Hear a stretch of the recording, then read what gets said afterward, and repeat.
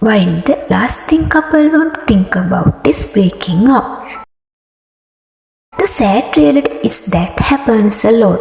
In fact, according to recent data from the American Psychological Association, as many as 50% of marriage in the United States eventually end in divorce. But how can you tell whether your relationship will survive?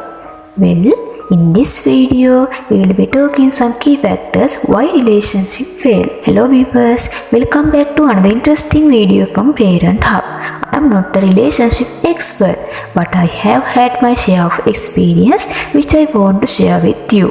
There are various reasons for failed relationships. Let's analyze few of them here.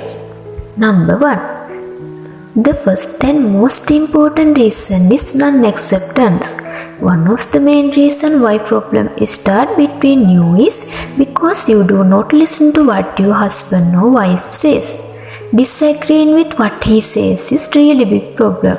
For example, your dislike of what he likes, your opposition to his diet or his hobbies can have a major impact. In my experience, never go against his will. There may be times when you should not agree with him, but if you are always against his opinion, it is something that can affect a family breakup, because a relationship is one that lasts a lifetime. Number 2. Lack of trust.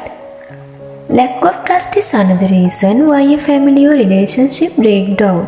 As a present age, mistrust and suspicion are more likely to lead family breakdown. So always trust him. Trust his ability. Trust his strength. Trust his emotional attitude. Most importantly, trust his guilty. The cool thing is, then he will begin to trust you as well. Believing does not mean being blind. It's important that you believe in his action and make sure that what he says is true. Number 3. Poor communication. I think the other important factor that causes a family to break up is poor communication. It's very important that the communication between the two is constantly updated. You know, it's normal to have problems if you do not.